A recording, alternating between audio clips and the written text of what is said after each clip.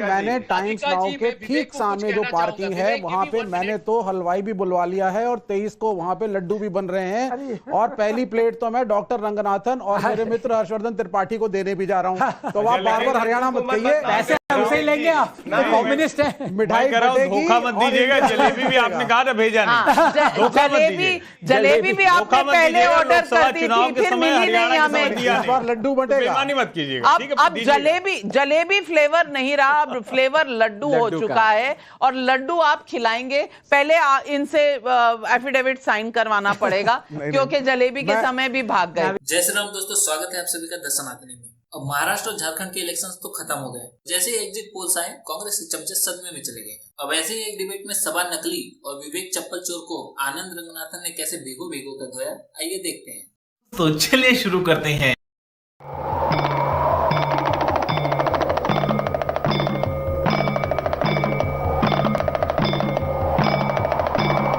संजय झा जी, आपने ये हरियाणा के समय भी कहा था। मैं तो आपकी बात मानने को तैयार हूं, पर हरियाणा में जो कहा वही आज कह रहे हैं। आपने कहा तब भी कि हमारा जो संविधान बदलने वाला जो डर है वो लोगों को वोट नहीं करने देगा बीजेपी के लिए।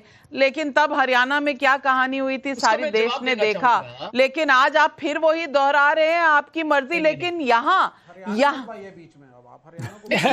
हाँ, हरियाणा क्या हो गया? हरियाणा की बात आप हरियाणा को बीच में बतलाइए, वो बड़ा दुखद था, इसलिए उसको समाप्त करें। हम महाराष्ट्र। अरे बाप रे बाप, हरियाणा का नाम मत लीजिए, हरियाणा का नाम मत लीजिए। विवेक श्रीवास्तव जी को दिल में दर्द होने लगता है। देखिए, मैंने टाइम्स नाउ के ठीक सामने जो पार्किंग है वहां पे मैंने तो हलवाई भी बुलवा लिया है और 23 को वहां पे लड्डू भी बन रहे हैं और पहली प्लेट तो मैं डॉक्टर रंगनाथन और मेरे मित्र हर्षवर्धन त्रिपाठी को देने भी जा रहा हूं। तो आप बार बार हरियाणा मत कहिए, पैसे हमसे ही लेंगे आप, तो कम्युनिस्ट है। मिठाई धोखा मत दीजिएगा। जलेबी भी आपने कहा था भेजा नहीं। जलेबी भी आपने पहले ऑर्डर कर दी थी, फिर मिली नहीं हमें। इस बार लड्डू बटेगा। मत कीजिएगा। अब जलेबी फ्लेवर नहीं रहा, अब फ्लेवर लड्डू हो चुका है और लड्डू आप खिलाएंगे। पहले इनसे एफिडेविट साइन करवाना पड़ेगा क्योंकि जलेबी के समय भी भाग गए थे। मैं दो चीजें कहना चाहता हूँ। जी आनंद जी, ट्रंप जीते,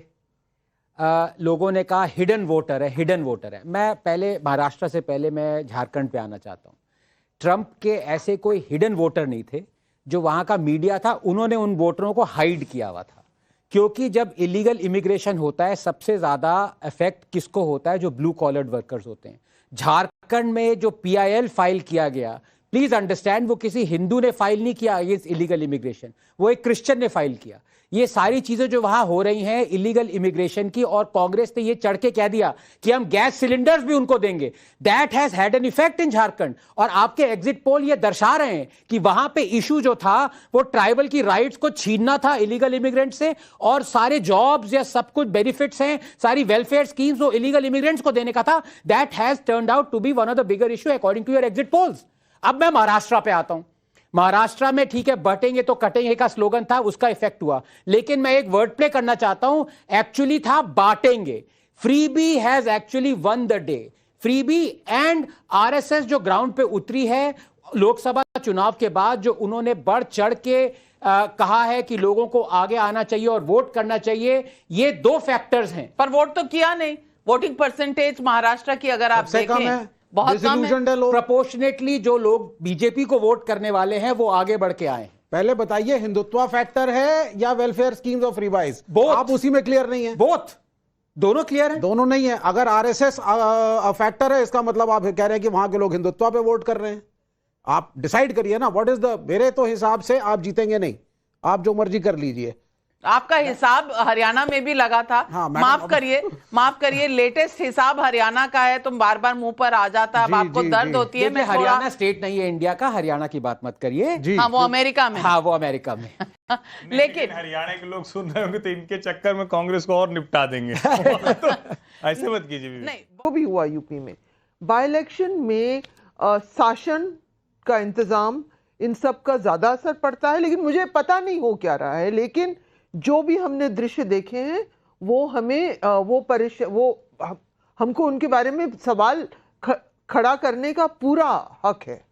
और ये कि वोटर सप्रेशन नहीं होना चाहिए, कहीं भी हिंदुस्तान में। तो हर्षवर्धन जी के अगेंस्ट जो भी बोला गया बहुत ही गंदा बोला गया है, अनएक्सेप्टेबल है, क्योंकि इन्होंने 2 फैक्ट्स रखे। नंबर 1, इन्होंने कहा जो वीडियो ट्वीट किया गया, जो पुलिस ऑफिसर जो भी कह रहा है, इन्होंने पहले उसको कंडेम किया था, लेकिन उसके नीचे रिप्लाईज आए कि भाई पूरा वीडियो देखिए, पुलिस के ऊपर पत्थरबाजी हुई है। अब आप मुझे बताइए विवेक प्लीज। सर कोई दिखा नहीं रहा है ना, लेकिन लोग बात कर रहे हैं, लेकिन देखने को नहीं मिला किसी को। एक बार बात, अच्छा आप बोलने जी जी एक बार बात, प्लीज। पुलिस पे जब पत्थरबाजी होगी तो लॉ एंड ऑर्डर के तहत police will take a residual action. This is not something that is Einstein's law or something like that. This is natural reaction. Number 2, जो करहाल में इन्होंने कहा, I am shocked and I am saddened more than I am shocked कि जो लोग दलित rights के पीछे इतना कहते रहते हैं वो आज उन्होंने चुप्पी साधी हुई है। एक दलित महिला जिसने सिर्फ ये कहा कि मैं पब्लिकली बीजेपी को वोट दूंगी, उसका according to her parents and the police rape और मर्डर कर दिया गया। और आप सब लोग जो कहते हैं कि पुलिस ने कि ये दलित के अगेंस्ट जो भी होता है हम उसके अगेंस्ट आवाज उठाते हैं, आज एकदम चुप है। तीसरी बात, नाविका जी टाइम्स नाउ नव भारत का सुशांत से पूछ लीजिए, उनका पत्रकार वहां गया, एक मुस्लिम से बात करी है और वो कह रहे हैं कि ऐसा कुछ नहीं हो रहा है कि मुस्लिम्स को दबाया जा रहा है, वोट नहीं किया जा रहा। आप सुशांत जी को बुला के पूछवा लीजिए।